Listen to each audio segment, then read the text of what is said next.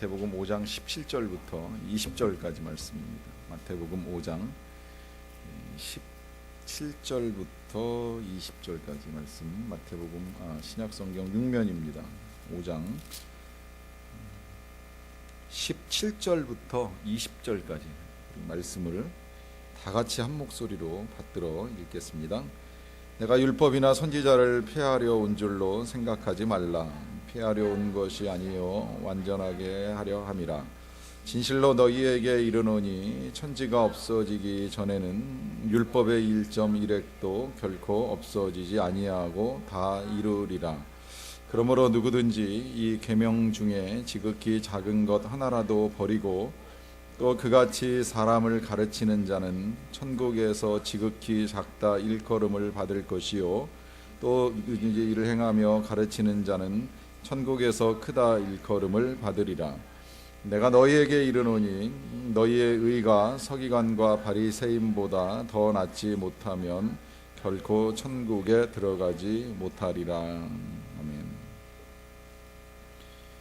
우리가 기도를 하면서 하나님의 이제 응답을 기대합니다. 근데 이 응답이라고 하는 거 경험해 보셨겠지만 되는 것도 있지만 이제 안 되는 것도 있습니다. 또 누구나 평안하게 살기를 원하지만 때로 뜻하지 않은 사고나 아니면 뭐 질병 아니면 이런저런 일들로 이제 어려움을 당할 때에 이제 여러 가지 생각이 우리 마음속에 차지합니다. 그 생각 가운데 가끔 이제 그런 생각 많이 하실 거예요. 무슨 죄 때문인가? 어떤 죄가 있어서 응답이 이루어지지 않는가? 또 내가 이런 일을 겪는 거, 이런 사고 당하고 이 질병이 클 때 더 그런 마음 커지는데 이렇게 되는 건 무슨 죄를 지어서인가라고 하는 이제 생각을 하게 됩니다. 사실 뭐 전혀 관계가 없는 건 아니에요. 경우에 따라서예요. 다 그런 건 아니지만 경우에 따라서 관계가 있고 관계가 없는 일들이 일어납니다. 죄와 관계없이 응답이 거절될 때도 있고 죄와 관계없이 사고가 날 때도 있고 죄와 관계없이 질병에 걸리는 일이 일어날 수 있다는 거예요. 만약에 이걸 죄하고 연관지으면 우리는 이렇게 생각하기 쉬워요. 이 죄에 반대되는 개념이 의인데 이 의에 따라서 응답이 되고 의에 따라서 하나님께서 선물을 주신다라고 하는 이제 이런 혼란에 빠지게 됩니다. 근데 이런 혼란에 빠지는 이제 큰 이유 중에 하나가 뭐냐면 오늘 예수님 말씀 마지막에 뭐라 그러시느냐면 너희의 의가 서기관과 바리새인보다 낫지 아니하면 결단코 천국에 들어가지 못하리라고 말씀하시면서 이 천국이라고 하는 것을 우리가 얻기 위해서는 의가 필요하다라고 말씀을 하세요. 의가 있어야 된다. 이건 사실 예수님 말씀이니까 틀리지도 않지만 논리적으로도 맞죠. 죄를 가지고 천국에 간다? 말도 안 되는 이야기죠. 어떻게 죄인이 천국에 가요? 천국에 가려면 의가 있어야 돼요. 의로워야 돼요. 의로운 사람만이 천국에 갈 수 있는 거예요. 죄인은 절대 갈 수 없는 건 상식적으로도 우리가 알 수 있는 것이에요. 자, 그러면 너희의 의가 바리새인보다 나아야지 천국에 갈 수 있다라고 하는데 그렇다면 이 의는 도대체 어느 정도 수준이냐라고 하는 이제 질문을 하게 될 때 그 의의 수준을 가르쳐 주는 것이 율법입니다. 율법. 그래서 율법 그 자체를 의라고도 말하고 율법은 한마디로 말하면 하나님께서 원하시는 수준이에요. 하나님께서 원하시는 수준. 우리가 어느 정도 의로워야 되느냐라고 하는 질문을 했을 때 어느 정도 의로워야 천국에 갈 수 있느냐라고 하는 질문을 했을 때 하나님께서 원하시는 수준을 율법으로 가르쳐 주신 거예요. 근데 이 율법이 좀 복잡해요. 생각보다 양이 많아요. 창세기부터 시작을 해서 신명기까지 이제 모세 오경이라고 하는 창세기, 출애굽기, 레위기, 민수기, 신명기를 다 묶어서 이제 율법이라고 보통 이야기를 합니다. 이제 그렇게 말하는 이유는 실상 그 창세기에는 뭐 율법 내용이 많지 않아요. 여기는 이제 주로 할례와 관계된 것만 이야기가 되지만 출애굽기는 절반은 애굽을 나오는 이야기지만 나머지 출애굽기 20장 10계명이 시작된 이후로부터 그 뒤에는 거의 율법, 뭐 제사법, 시민법, 도덕법, 윤리법 다 들어 있어요. 그리고 이걸 다시 정리한 게 레위기고 레위기의 말씀이 율법을 가지고 실제로 이스라엘 백성들이 율법 따라 살아서 훈련한 그 경험을 적은 게 민수기고 그 경험 후에 이걸 다시 또 재해석한 게 신명기니까 이 창세기부터 신명기까지를 통상적으로 이제 율법이라고 이야기를 합니다. 근데 이게 너무 길고 우리가 일일이 다 볼 수도 없고 알 수도 없으니까 하나님이 간단하게 요약해서 정리해 주신 것이 십계명이라고 보시면 돼요. 그래서 십계명 안에 이제 거의 모든 율법이 다 들어있다라고 보시면 되는 겁니다.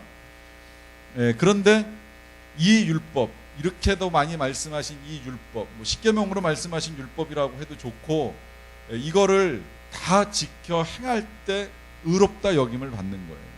의인으로 인정을 해준다는 거예요. 그런데 실상 그렇게 살아가는 것이 쉽지는 않습니다. 이제 그러다 보니까 이스라엘 백성들이 실패하는 일들이 일어나는데, 이 실패할 때에 이제 등장하게 되는 사람들이 소위 선지자입니다. 그래서 율법 따라 살지 못하는 백성들을 향해서 선지자, 이사야부터 시작을 해서 말라기까지, 뭐 그 외에도 이제 여러 선지자가 있었어요. 사무엘도 있고 엘리야도 있고 엘리사도 있는데, 이 선지자들이 나타나서 결국 하는 말은 뭐예요? 너희가 율법에서 너무 떨어졌다, 하나님으로부터 너무 멀어졌다. 그러니까 다시 하나님이 원하시는 수준으로 올라오라는 거예요. 우상을 버리고 이웃을 섬기라는 거예요. 이게 율법이 떨어질 때 나타나는 현상이 뭐냐면, 하나님만 안 섬기는 것이 아니라 지도자들이 부패합니다. 그래서 지도자들이 약육강식하고 약한 사람 쥐어짜가지고 자신의 배를 불리는 그런 일들을 하게 되는 현상들이 나타나는 거죠. 그때 선지자들이 이제 나타나가지고 이야기해 주는 거예요. 그러면 안 된다. 그러면 하나님의 의에 이루지 못하니 천국은커녕 멸망밖에 없다라고 하면서 계속 알려주는 작업을 하는 겁니다. 자, 이제 그렇게 생각해 보면 이 율법을 따라 살아가는 것이 이제 과연 가능한가라고 하는 질문이 나오는 거예요. 그 질문이 이제 나오는데, 이 질문에 대해서 예수님이 뭐라고 말씀하시냐면, 오늘 본문 마지막에 보시게 되면 너희의 의가 바리새인이나 서기관보다 낫지 아니하면 결단코 천국에 들어가지 못한다 그래요. 자, 바리새인이나 서기관보다 낫지 아니하면, 그러니까 의의 수준을 예수님이 다시 말씀하시기를 바리새인이나 서기관보다 나아야 된다고 이야기를 합니다. 서기관을 먼저 생각을 해보면, 서기관은 그 말 그대로 성경을 옮겨 적는 일만 하는 관리예요. 그래서 서기관이라고 표현을 하는 겁니다. 그러니까 지금같이 뭐 인쇄술이 발달해가지고 공장에서 대량으로 이 성경책을 쏟아내는 시대에는 좀 이해하기 어렵지만, 당시는 이 성경책 한 권을 또다시 한 권을 더 만들려고 하면 성경을 그대로 갖다 놓고 사람이 손으로 쓰는 방법밖에는 없었어요. 거의 뭐 양피지에 쓰던 아니면 뭐 파피루스 종이에 쓰던지 간에 그냥 그대로 옮겨 적어야 됩니다. 이제 그러다 보니까 평생, 여러분 성경 필사해 보신 분들은 아시지만 성경 필사는 성경 통독하고 또 달라가지고요, 엄청나게 시간 많이 걸려요. 제가 알기로는 이 뒤에 이 성경도 몇 년에 걸쳐서 쓴 걸로 알고 있는데, 한 권 한글 성경 옮겨 적는데도 이제 보통 몇 년 걸려요. 그냥 쉽게 생각해서 하루에 3장씩 써야지 1년에 한 권 쓸 수 있는 건데, 매일같이 그렇게 하기 어렵잖아요. 근데 뭐 하여튼 빨리 써서 하루에 10장씩 썼다 하더라도 대단한 건데, 뭐 그렇게 그런 일을 하는데, 이 사람들이 또 그냥 앉아서 성경만 쓰는 것이 아니라 성경은 거룩한 책이라고 믿었기 때문에 반드시 아침에 일어나면 목욕부터 합니다. 그 팔레스타인 물 부족한 지방에서 일어나서 목욕하고 성경 쓰기를 시작해요. 그렇게 써내려 가다가 또 하나님이라고 하는 단어가 나오면 행여이 하나님 이름을 망령되이 일컫는 게 될까봐 또 나가서 목욕 한 번 더 하고 들어와서 쓰다가, 또 하나님 이름 나오면 또 나가서 목욕하고, 이제 이러면서 쓰는 거예요. 그러니까 얼마나 이 거룩해 하려고 애를 쓰면서 이 일을 하는 거예요. 그러니까 이 일만 하는데 온 인생을 바친 사람들이 서기관입니다. 바리새인, 이 바리새인은 성경을 쓰는 일을 하지는 않지만 성경을 지키고 성경을 가르치기 위해서 이제 이 스스로를 구별한 사람들이라고 하는 의미를 담고 있는 것인데, 어느 정도 철저한 사람들이냐라고 한다면 이 사람들의 신앙의 단면을 엿볼 수 있는 이제 몇 가지가 있어요. 우리 신앙생활 하다 보면 그 사람들이 힘들어하는 거 이제 여러 가지 있는데, 그 가운데 실제적으로 힘들어하는 걸 꼽으라고 하면 제가 봤을 때는 금식하는 일하고 그 다음에 11조 드리는 일이라고 생각을 해요. 밥을 굽는 거 진짜 어렵습니다. 저도 그래서 갈수록 금식 횟수나 금식 기간이 이렇게 줄어들고 있다는 걸 제가 솔직하게 인정을 하는데, 금식하는 게 쉽지 않아요. 그러다 보니까 실제 성경에서도 하나님이 원하시는 금식은 1년에 한 차례 속죄일만 하면 돼요. 이스라엘 백성 전체가 금식하는 날은 1년에 한 번입니다. 그런데 이 바리새인들이 어느 정도로 금식을 하느냐라고 하면 일주일에 이틀을 매번 금식을 하는 거예요. 날짜를 정해놓고서 일주일에 2번. 여러분 생각해 보세요. 얼마나 힘들어요. 우리가 다이어트 하려고 금식을 하는 것도 쉽지 않고 어쩌다가 한 번 밥 굶는 것도 어려운데 정확하게 정해놓고 일주일에 이틀씩 금식을 한다라고 하는 거 대단한 일이거든요. 11조를 힘들어합니다. 우리가 이 11조를 부담 갖는 일이 있어요. 그런데 구약에서 하나님이 말씀하신 11조는 이제 주로 곡식이나 아니면 가축이나 아니면 기름의 11조를 하나님이 원하셨어요. 그러니까 주로 이제 농산물로 가장 쉽게 얻을 수 있는 이런 것들, 예를 들어 뭐 양이 새끼를 낳는데 뭐 한 10마리가 낳은 양의 숫자가 한 30마리 정도 된다 그러면 그 중에 한 3마리를 이제 하나님께 바친다, 이런 의미에서 가축이나 곡식이나 기름의 11조를 하나님께 드리는 일을 하게 됩니다. 그런데 이 바리새인들은 여기에서만 멈추는 게 아니라 나중에 보면 박하와 근채와 회향의 11조를 드렸다 그래요. 정확하게 뭔지는 모르겠지만 이제 이것들이 쉽게 이야기하면 양념이에요. 양념이라고 하는 건 아시겠지만 극히 소량을 가지고 평생을 먹잖아요. 여러분들 집에 후추 같은 양념은 한 병 사놓으면 한 2, 3년 이상 먹는 걸로 제가 알고 있는데, 이런 소량의 그 소득이 생겼을 때에도 철저하게 10의 1을 떼어가지고 하나님께 드리는 일을 한다는 거예요. 제가 그래서 이 말씀 묵상하다가 만약에 바리새인처럼 11조를 하면 너희의 의가 바리새인보다 나아야 된다고 예수님 말씀하셨는데, 바리새인같이 11조를 하려면 어떻게 해야 되나 이렇게 생각해 보니까 소득의 11조에서만 멈추는 것이 아니라 뭐 상품, 선물, 뭐 상품권, 심지어 누가 나한테 밥 사준 것까지 얼마짜린가 계산해가지고 그것도 소득으로 내가 먹은 거니까 10분의 1을 계산해서 하나님께 드려야 되는 건 아닌가 이렇게 생각해 봤어요. 그런데 실제 그런 사람이 있어요, 없어요? 그렇게 하는 것이 쉽지도 않거니와 그렇게까지 하면서 하나님을 믿어야 되느냐라고 이제 우리 이런 생각 먼저 할 거 아닙니까? 그런데 바리새인들은 그런 생각을 가지고 11조를 했다고 하니까 얼마나 철저하게 한 거예요. 얼마나 대단하게 한 거예요.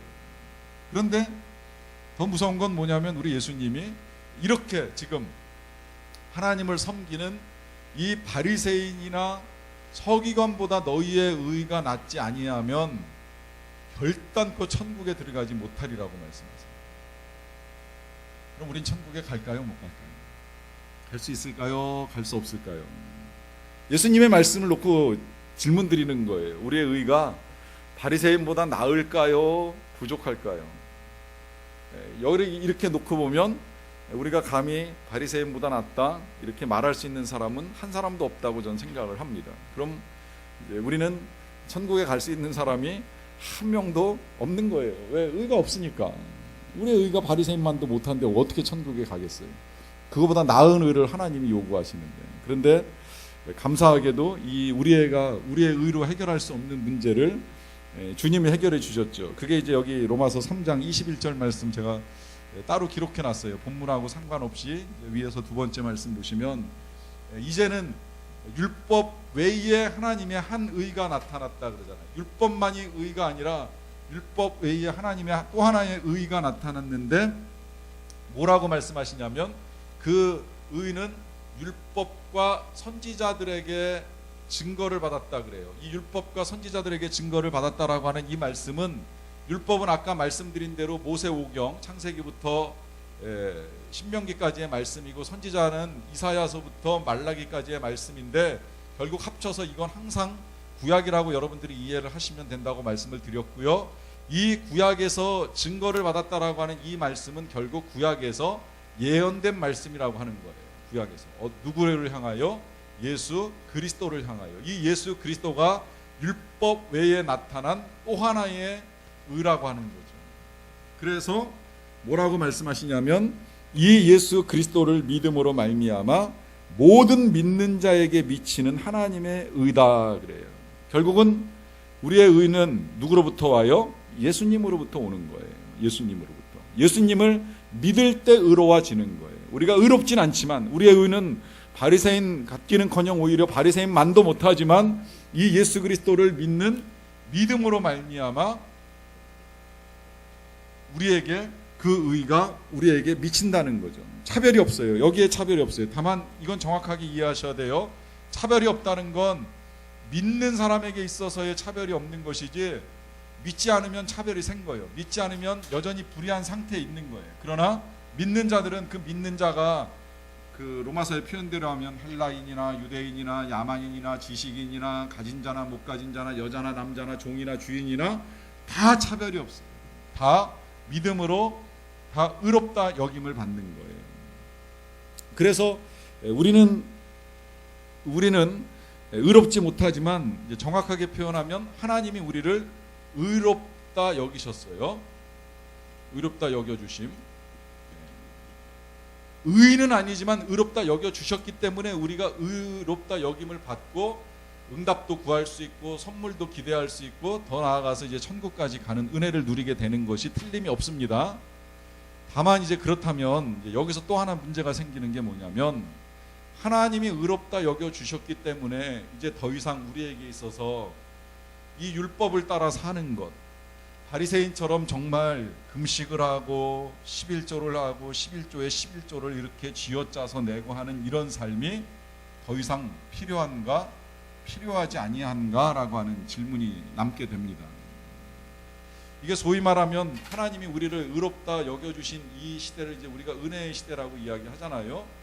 이 은혜의 시대가 신약의 시대고 신약 이후로 지금까지 이어지는 거예요. 과거 구약의 율법의 시대에는 율법을 지켜야지 의롭다 여김을 받았지만 예수님이 우리에게 이제 의를 이루어 주심으로 말미암아 우리가 의롭다 여김을 받아서 은혜 가운데 살아가는데 이 은혜 속에 살아가는 우리의 시대에도 율법이 필요한가? 율법은 필요한 것인가라고 하는 이 질문 앞에 오늘 예수님이 이제 대답을 해주시는 겁니다. 뭐라고 대답을 하시냐면 내가 율법이나 선지자를 폐하러 오신 것이 아니라 완전하게 하러 오셨다고 말씀하세요. 그게 이제 오늘 읽은 17절의 말씀입니다. 내가 율법이나 선지자를 폐하러 온 줄로 생각하지 말라. 폐하러 온 것이 아니요 완전하게 하려 함이라 그래요. 이 예수님의 말씀 일단 17절 놓고 생각을 해봅니다.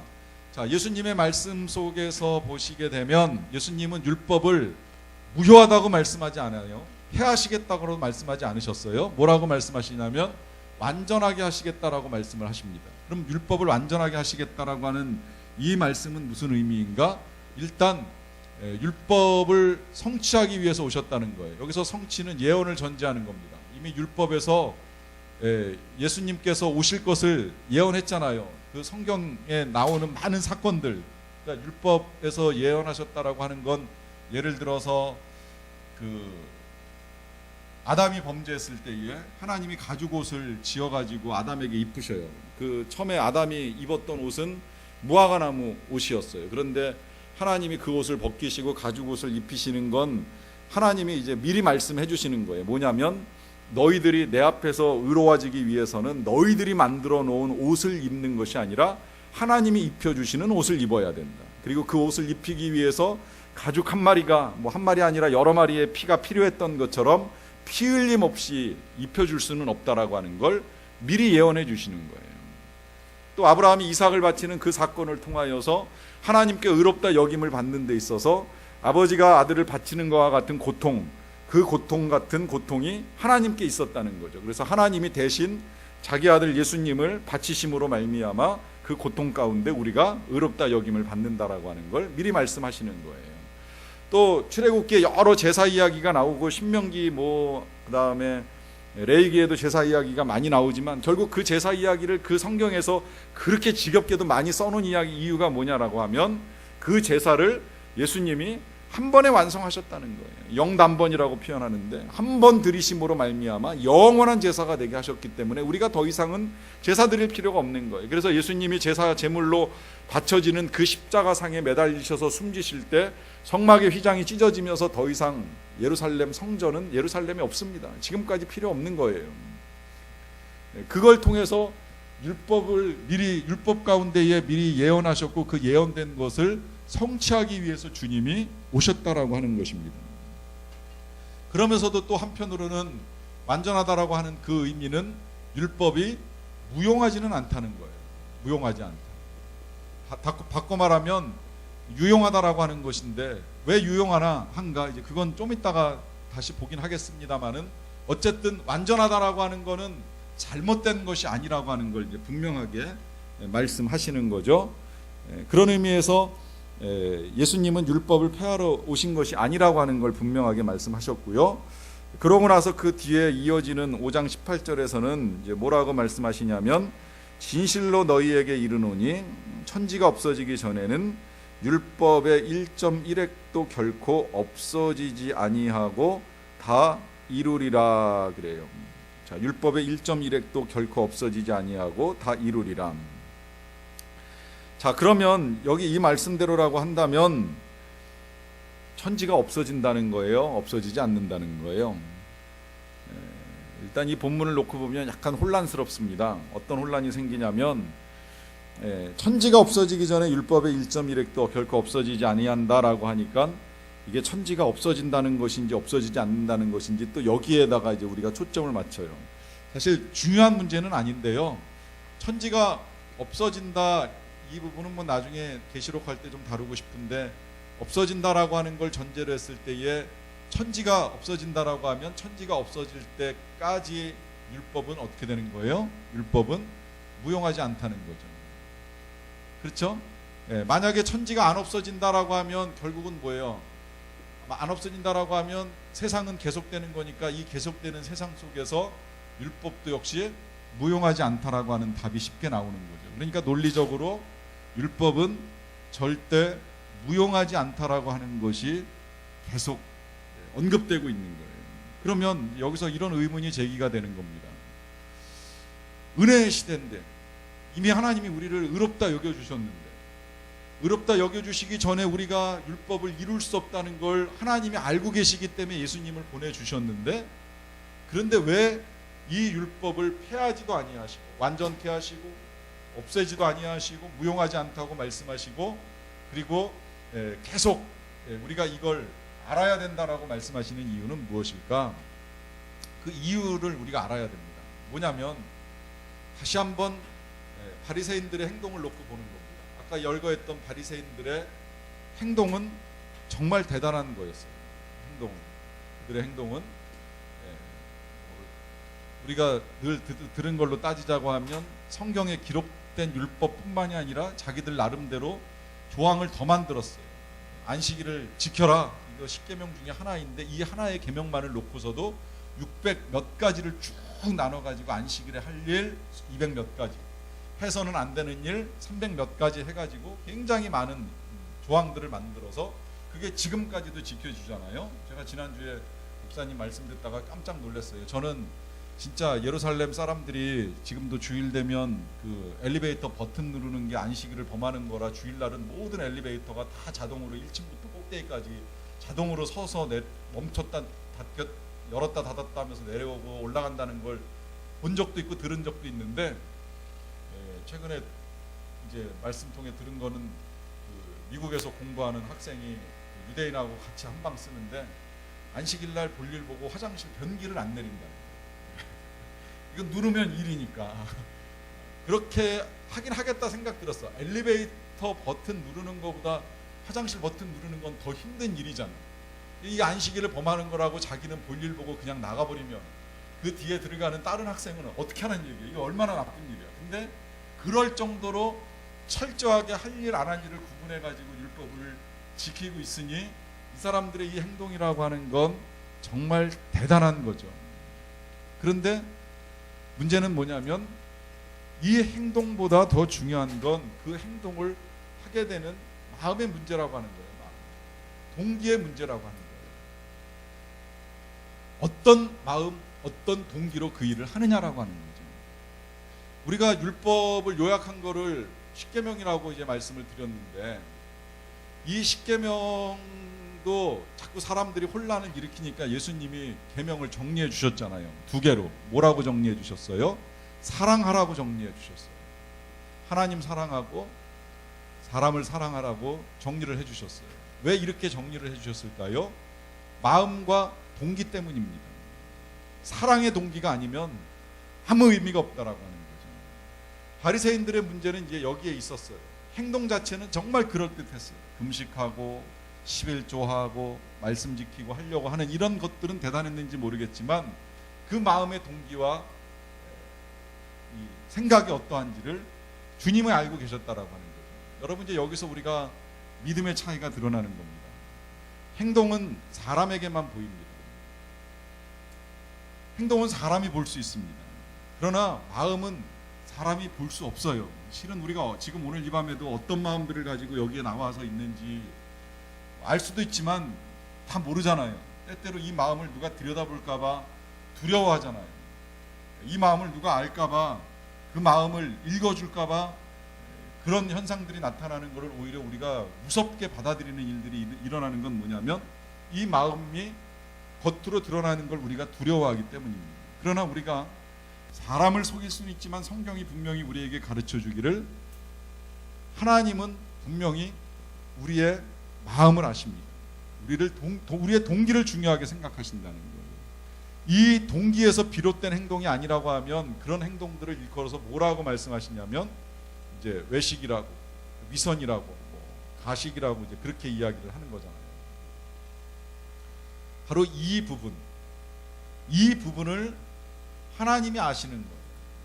아무리 바리새인들이 행동을 잘하고 대단하게 보여도 그들이 어떤 마음과 동기를 가지고 그 행동을 하는지를 사람들은 모르지만 하나님은 아신다는 거예요. 사람들은 모르기 때문에 바리새인 대단하다, 서기관 대단하다. 그러나 하나님, 또 예수님도 당연히 아시겠죠. 그러다 보니까 예수님이 이 문제를 고쳐주기 위해서 오늘 또다시 이 은혜의 시대의 율법을 말씀하시는 거예요. 그 말씀은 결국 무슨 이야기가 되는 거냐면 이 율법을 재해석해 주시는 거죠. 왜 재해석해 주시느냐? 이 재해석은 우리의 마음과 동기, 우리의 생각을 바로잡아 주기 위해서 해석해 주는 거라는 거예요. 그런 의미에서 지금 산상수훈이 중요해집니다. 그리고 그런 의미에서 지금 오늘 우리가 읽어 나간 요 단락, 요 부분은 이제부터 시작될 재해석의 서론이라고 보셔도 돼요. 이제 다음 주부터는 하나하나 율법을 놓고 예수님이 해석을 다시 해줘요. 해석을 다시 해주는 건 우리의 마음을 바꿔주고 싶으신 거예요. 왜? 우리의 마음을 바꾸지 않으면 우리가 정말 하늘 시민으로 살 수 없어요. 하늘 시민으로 살지 못하면 땅에서 불행해져. 우리 이 땅에서도 행복해야 되는데, 뭐 천국 가서 행복한 건 말할 것도 없지만 이 땅에서도 행복해야 되는데 이 땅에서 불행하게 살아가는 이유는 하늘 시민으로 살지 못하기 때문에, 그 살지 못하는 이유는 마음이 안 바뀌어서 그래요. 그 마음을 바꾸기 위해서 예수님이 율법을 재해석해 주는 거예요. 그 재해석 하시려고 하다 보니까 먼저 하시는 말씀이 뭐냐면 율법은 무용하지 않다. 율법은 필요하다. 마지막 때까지 필요하다. 그 율법을 완성하기 위하여 오셨고, 또 그 율법 따라 너희들이 바리새인이나 서기관보다 더 나은 의를 가지지 아니하면 천국에 이룰 수 없다라고까지 말씀하시면서 이 율법에 귀 기울일 것을 말씀하십니다. 그래서 율법이 중요한데 문제는 뭐냐면 이제 그 율법을 우리가 과연 잘 지키고 잘 행할 수 있느냐라고 하는 이제 문제가 남는 겁니다. 그 문제에 대해서 이제 19절에서 하시는 말씀은 또 색다른 말씀을 하세요. 자, 그러므로 누구든지 이 계명 중에 지극히 작은 것 하나라도 버리고 또 그같이 사람을 가르치는 자는 천국에서 지극히 작다 일컬음을 받을 것이요 누구든지 이를 행하며 가르치는 자는 천국에서 크다 일컬음을 받으리라 그래요. 자, 여기서 그 본문을 이해하기 쉽게 제가 그냥 좀 정리를 좀 해봤습니다. 정리를 해보니까 이렇게 정리가 되더라고요. 자, 율법을 가르치는데 가르친다는 거는 공통점입니다. 근데 두 가지로 나누어서 이제 나누어지더라고요. 하나는 뭐냐면 버리고 가르치는 사람이 있어요. 그리고 또 하나는 행하고 가르쳐요. 근데 이 두 가지에 대해서 예수님이 평가해 주시기를 한 사람은 천국에서 지극히 작다 일컬음을 받을 것이요 한 사람은 천국에서 지극히 크다 일컬음을 받을 것이라고 하는 말씀을 하고 계십니다. 일단 그냥 이해하기 쉽게 제가 정리를 했어요. 일단 가르치는 건 중요합니다. 왜 가르치는 거 중요하냐면 가르쳐야지 성숙한 사람이고 가르쳐야지 성장한 사람이에요. 여러분 믿음의 수준을 늘 듣는 데서만 머물려고 하지 마세요. 왜냐하면 예수님은 열심히 배워라고만 말씀하신 것이 아니라 마지막에 제자들 보내시면서 분명하게 하신 말씀 있죠. 너희들은 가서 제자를 삼아 내가 너희에게 분부한 모든 것을 가르쳐 지키게 하라 그랬어요. 그러니까 우리는 배우는 사람에서 머무르면 안 되고 가르칠 수 있어야 돼요. 그래서 가르치라고 우리 교회 같은 경우에는 1:1 제자 훈련만 하는 것이 아니라 지도자 훈련도 하고 또 샘지기 훈련도 해서 한 사람이든 소그룹이든 가르칠 기회를 가지라는 거예요. 그리고 가르치는 일을 해보라는 거예요. 그래서 여러 가지 봉사가 진짜 다 중요한데 뭐 어떤 건 소홀하냐 뭐 그렇게 말하면 정말 할 말은 없어요. 그렇지만 가르치는 직무를 중시하는 이유는 예수님이 그렇게 말씀하셨기 때문이에요. 가르쳐 지키게 하라고 했으니까 누구든 가르쳐야 된다는 거예요. 어린아이를 가르치는 교사로 살아가던 아니면 선생님을 도와주던 부감이 되었던 아니면 정말 1:1 지도자가 되었던 샘지기가 되었던 가르치는 건 중요하다라고 하는 겁니다. 그런데 문제는 뭐냐면 이 가르침에 있어서 버리고 가르치는 사람이 있고 행하고 가르치는 사람이 있어요. 버리고 가르친다라고 하는 거는 말 그대로 이제 예수님 표현대로 율법을 다 지킬 수 없거든. 가르치는 사람이 완벽하지 않잖아요. 저도 그렇잖아요. 그러다 보니까 어떤 건 지킬 수 있는데 어떤 건 지킬 수 없는 말씀들이 있어요. 그래서 원래 그 목사들이 자기가 자신 있는 부분을 많이 가르치고 자신 없는 걸 못 가르친다라고 이제 할 정도로 버리고 가르치는 일이 생겨날 수 있다라고 하는 거죠. 근데 그런 사람을 천국에서 지극히 작다고 이제 예수님 보시는 거예요. 반대로 행하고 가르치면 크다. 이건 뭐 말할 것도 없죠. 사실은 뭐 바리새인들이 대단하게 여겨졌던 거는 그들은 말도 그렇게 했지만 행동도 그렇게 했잖아요.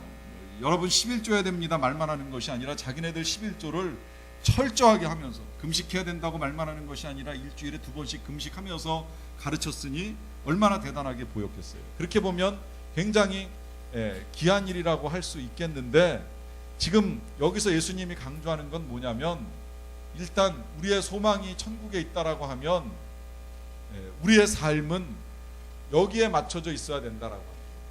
행하고 가르쳐야 된다라고 하는 것입니다. 이 말씀은 조금 이제 제가 지금까지 전달해 오던 이 흐름에서는 약간 벗어나지만 주님의 말씀이기 때문에 벗어나더라도 우리가 알고 넘어가야 되는 것인데 천국은 사모함이 있어야 됩니다.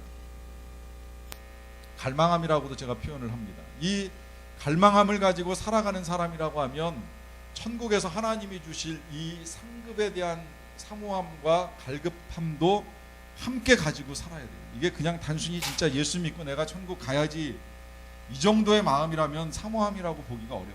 그런데 정말 하나님의 나라가 예비되어 있다라고 하는 사실을 우리가 믿는 믿음이 있다라고 하면 그 나라에서 내가 어떤 사람이 될 것인가, 영광의 면류관을 쓸 것인가, 그저 그냥 마지막 날 한순간에 부끄럽게 구원받은 인생으로 끝날 것인가 생각해 보면서 갈망함이 있어야 되잖아요.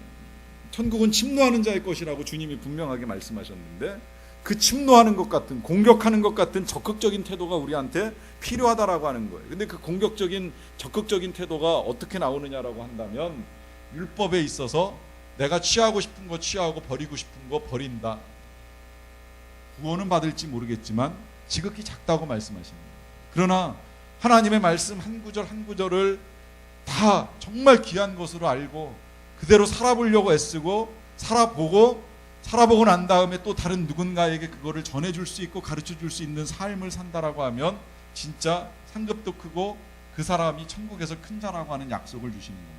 그런데 문제는 그렇게 행하고 가르치고 살아가는 일이 쉽지 않다는 거예요.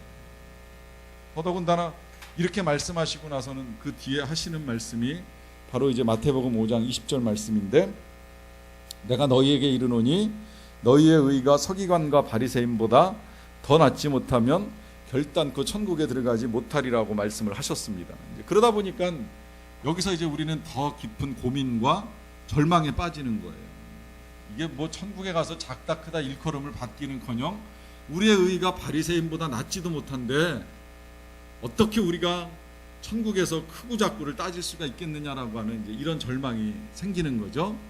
그 절망을 풀어가기 위해서 제가 이제 거기다가 교재에 마태복음 23장 23절 말씀을 하나 더 붙여놨어요. 예수님이 하시는 말씀인데 바리새인들과 서기관들에게 하시는 말씀입니다. 화 있을진저 외식하는 서기관들과 바리새인들이여, 너희가 박하와 해향과 근체의 11조는 들이되 율법에 더 중한 바 정의와 긍휼과 믿음은 버렸도다. 그러나 이것도 행하고 저것도 버리지 말아야 할지니라. 자, 여기서 이제 예수님이 정리를 해주시는 겁니다. 예수님이 뭐라고 말씀하시냐면, 너희들의 박하와 근체와 해양의 11조까지는 드렸는지 모르겠지만 율법에 더 중한 바 세 가지 뭐라고 이야기해요? 정의와 긍휼과 믿음은 버렸다고 말씀을 하십니다. 그 뭐가 더 중요한 거예요? 당연히 정의와 긍휼과 믿음이 11조는 기본. 여기 지금 이것도 행하고 저것도 버리지 말라고 말씀하셨으니까 11조는 기본이고 그 기본보다도 더 중요한 건 정의와 긍휼과 믿음이라고 말씀하십니다. 이걸 이제 과거에 우리 개정판 나오기 전에는 이걸 이제 의와 인과 신이라고 번역을 했는데 조금 어려운 것 같아서 이제 개정판에서는 정의와 긍휼과 믿음이라고 하는 것으로 이제 확실하게 번역을 해줬어요. 자, 이 말씀을 우리가 잘 묵상해 보면 이제 우리의 의가 바리새인보다 나을 수 있는지 떨어지는지에 대한 이제 구분이 가능해집니다. 자, 정의는 말 그대로 뭐 의라고 번역도 될 수 있고 정의라고도 번역할 수 있으니까 말 그대로 그냥 계명의 수준이라고 생각하면 돼요. 계명의 수준. 예를 들어서 살인하지 않는 거, 그 다음에 뭐 부모를 공경하는 거, 그 다음에 간음하지 않는 거, 도적질하지 않는 거, 이제 도적질이죠. 이제 이런 것들 수준을 우리가 살아갈 때 정의롭다. 그 정도 봐주는 거잖아요. 사실은 기본이잖아요. 이것도 안 하면 진짜 불의한 거고, 이런 거 지켜나갈 때에 정의롭다라고 할 수 있는 것이죠. 그런데 이거보다 더 중요한 건 뭐냐면 긍휼이라고 하는 거예요. 긍휼. 여기서 이제 한 차원 더 나아가서 주님이 원하시는 건 단순히 살인하지 않는 정도의 수준이 아니라 사랑해야 된다라고 하는 거예요. 도적질하지 않는 정도가 아니라 구제해야 된다는 거예요. 간음하지 않는 정도가 아니라 용서하고 포용하고 살아가야 된다라고 하는 거예요. 이게 긍휼이에요. 긍휼은 상대방이 자격이 있어서 베푸는 것이 아니라 자격 없는 사람한테 베푸는 게 긍휼이잖아요.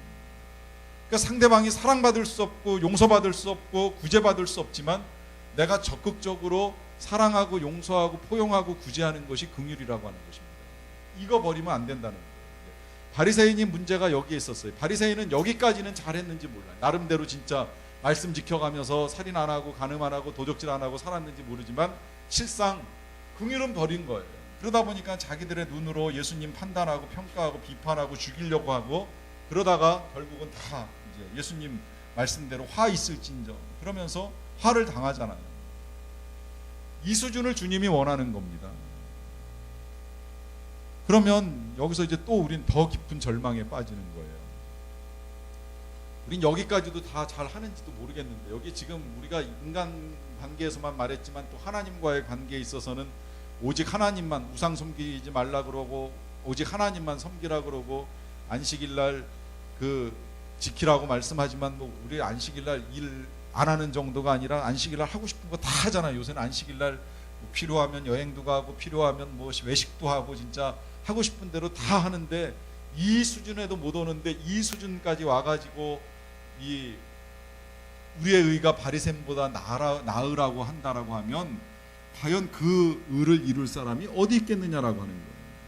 그런데 감사하게도 이제 여기 맨 마지막에, 그래서 이 믿음이라고 하는 걸 주님이 중요하게 여기시는 것이 뭐냐면, 이런 상황 속에서 결국 우리는 어떤 사실을 깨닫게 되느냐면, 우리가 무능하고 무력하다라고 하는 사실을 깨닫습니다. 이 무능과 무력이라고 하는 건 우리의 의를 이룸에 있어서 무능하고 무력하다라고 하는 사실을 깨닫는 거예요. 그 무력하다라고 하는 사실을 깨달을 때 결국은 나의 힘으로 해결할 수 없는 문제를 예수 그리스도를 통해서 해결받고자 하는 그 믿음, 이 믿음을 가질 때에 하나님께서 우리를 의롭다 여겨주신다는 겁니다. 그래서 주님이 당부하시는 것이 이 의와 인과 신을 버리지 말라고 말씀하시는 이유가 여기에 있는 거예요. 이 믿음이 아니면 우리가 어떻게 주님이 원하시는 의까지, 바리새인을 뛰어넘는 의까지 도달할 수 있겠느냐는 거예요. 결국은 믿음만이 답이라는 거죠. 믿음. 그래서 우리가 예수 그리스도를 믿는 믿음으로 의롭다 여김을 받는 겁니다. 이게 이제 아까 로마서에서 우리에게 제시해 주었던 결론이에요. 그리고 이와 같이 무능하고 무력하다라고 하는 사실을 깨닫는 이것이 어린아이와 같은 삶의 태도라고 하는 것입니다. 아이들은 무능하잖아요. 아이들은 무력해요. 스스로의 문제를 자기 힘으로 해결할 수 있는 아이는 한 명도 없어요. 그런 아이가 부모를 의존하는 것처럼 우리가 예수 그리스도를 의존하는 믿음을 가질 때에 그것이 의가 된다는 거예요. 이걸 다시 그 마태복음 18장 3절 말씀 가지고 정리하셔도 좋을 것 같아요. 이르되 진실로 너희에게 이르노니 너희가 돌이켜 어린아이들과 같이 되지 아니하면 결단코 천국에 들어가지 못하리라. 결국 이 말 결단코 천국에 들어가지 못하리라고 하는 건 위에 5장 20절 말씀하고 맥락이 같은데, 의가 서기관과 바리새인보다 더 낫다라고 하는 걸 말 바꾸면 어떻게 돼요? 우리가 어린아이 같으면 된다는 거예요. 어린아이 같이 인정하면 돼요. 하나님 아니면 안 됩니다. 예수 그리스도의 은혜 아니면 안 됩니다. 겸손하게 인정하면, 그러면 천국 문이 열린다는 거죠. 자, 그런데 여기서 이제 한 가지를 일단 로마서 3장 24절을 보고서 좀 얘기를 더 할게요. 그래야 이제 그리스도 예수 안에 있는 속량으로 말미암아 하나님의 은혜로 값없이 의롭다 하심을 얻은 자 되었느니라. 여기서 이제 우리에게 정리를 해주는 거잖아요. 하나님의 은혜로, 그러니까 우리의 행위가 아니라 하나님의 은혜로 우리가 값없이 의롭다 하심을 얻은 자 되었느니라. 그러면 자, 이제 여기서 그 정리를 하고자 하는 건 이겁니다. 자, 우리가 무능하고 무력하다는 사실을 인정하고 의가 없는 그 영적 상태에서 어린아이 같이 진짜 예수 그리스도를 믿음으로 의를 얻었어요. 그래서 우리가 얻은 의가 그야말로 값없이 의롭다 여김을 받은 이 의라고 했을 때에, 자, 의를 얻었잖아요. 그러면 이건 무용할까요? 무용하지 않을까요? 라고 하는 질문이 다시 나오는 겁니다. 이 믿음만 있으면 이 정의와 이 긍휼은 필요한 걸까요? 필요하지 않은 걸까요? 하는 질문을 드리는 겁니다. 우리가 이 믿음으로 의를 얻었다고 하더라도 이 정의와 긍휼은 필요합니다. 왜 필요하냐면 이게 없으면 이걸 가질 수가 없기 때문이에요. 제가 오늘 진짜 놀라운 현상 한 가지를 발견했어요. 아침에 강의를 이렇게 이제 하고 나서 조금 다르긴 했지만 뭐 그냥저냥 이제 강의를 그럭저럭 뭐 그냥 제 나름 했다고 생각을 하고, 강의가 끝나고 난 다음에 교역자들하고 이렇게 식사를 하고 좋은 시간을 전 보냈다고 생각을 해요. 그러고 난 다음에 이제 같이 차 타고 이렇게 돌아오는 길에 어떤 한 분에 대한 이야기를 나눌 기회가 있었는데, 제가 제 마음대로 이제 그분에 대한 이야기, 이제 다른 교회 목사님에 관한 이야기를 이렇게 쉽게 한참 말을 했어요. 그러고 나서 대화가 딱 끝나고 이제 제 방에 들어갔는데 생각을 해본 거예요. 확실히 난 의가 없다. 의에 대한 이야기를 오전 내내 하고서 교역자들과 사랑하는 마음으로 이렇게 식사하고 교제하고 돌아왔는데, 돌아오는 순간에 보여주는 제 입술에서 나오는 열매들은 불의하다라고 하는 생각이 드는 거죠. 믿음으로 구원을 받았는데 여전히 불의한 상태가 남아있는 거예요. 의가 없는 거예요. 그래서 주님이 우리에게 율법을 남겨주신 거예요. 다시 우리를 들여다보게 하시는 거예요. 믿음으로 의를 얻은 건 틀림이 없지만, 그러나 의를 얻었다고 해서 우리의 삶이 끝나는 것이 아니라 그 의로운 삶에 합당한 삶을 살기 위해서 우리의 삶을 들여다보도록 주님이 율법을 주신 거죠. 이 율법을 통해서 또 다시 들여다보는 거예요. 내면을 들여다보고 동기를 들여다보고 마음을 들여다보면서 내가 어떤 마음으로 살아가고 있느냐 볼 수 있게 해주시는 거죠. 그래서 율법이 없으면 우린 한없이 악해집니다. 아무리 은혜의 시대에 살아가도 율법을 통해서 또다시 들여다봐야 돼요. 내가 정말 사랑하는가, 용서하는가, 포용하는가, 구제하는가, 전도하는가, 예배를 잘 하고 있는가, 계속 우리 들여다보지 않으면 이 믿음 하나 때문에 오히려 우리의 삶이 더 엉망이 될 수도 있다라고 하는 것이죠. 그래서 주님이 율법은 무효하지 않다, 폐하러 온 것이 아니라 완전케 하러 오셨다라고 말씀하시면서 율법을 다시 해석을 해주시는 겁니다. 그 율법 가운데 나아갈 때 이 우리가 의라고 하는 걸 가지고 나아갑니다. 제가 언젠가 한번 그런 말씀 잠깐 드렸던 것 같아요. 보니까 이 의라고 하는 단어가 한자가 만들어질 때 양양자에다가 나아자가 합쳐졌습니다. 양이라고 하는 거는 어린 양을 이제 상징하는 예수님의 의미를 담고 있다고 한문을 해석하시는 분도 계시는데, 그 어린 양의 보혈 아래에 내가 있을 때에, 어린 양의 십자가 아래에 내가 있을 때에 내가 의로워진다라고 하는 이제 그런 개념으로 쓰여진 한자로 보는 해석입니다. 맞는지 틀리는지는 모르겠지만 이렇게 결론을 좀 내리고 마쳤으면 좋겠어요. 뭐 우리가 그렇게 의를 얻는 건 맞기는 맞아요. 예수님의 보혈 아래에서, 예수님의 십자가 아래에서 우리가 의로워집니다. 그러나 여기서만 그치는 것이 아니라 늘 예수님과 함께 살아가야 돼요. 늘 예수님과 동행할 때 의가 되는 거예요. 한 번 믿었다 해서 의로워진 것이 아니라 그 의롭게 해주신 예수님과 함께 동행하면서 살아가는 이 삶이 우리의 의가 되고, 그 의를 가지고 살아갈 때에 예수님께서 하신 말씀대로 우리의 의가 바리새인보다 낫고 우리의 의가 천국에서 귀하게 여김받는 의가 될 것입니다. 그런 의로운 삶을 사는 저와 여러분들이 되시기를 축원합니다.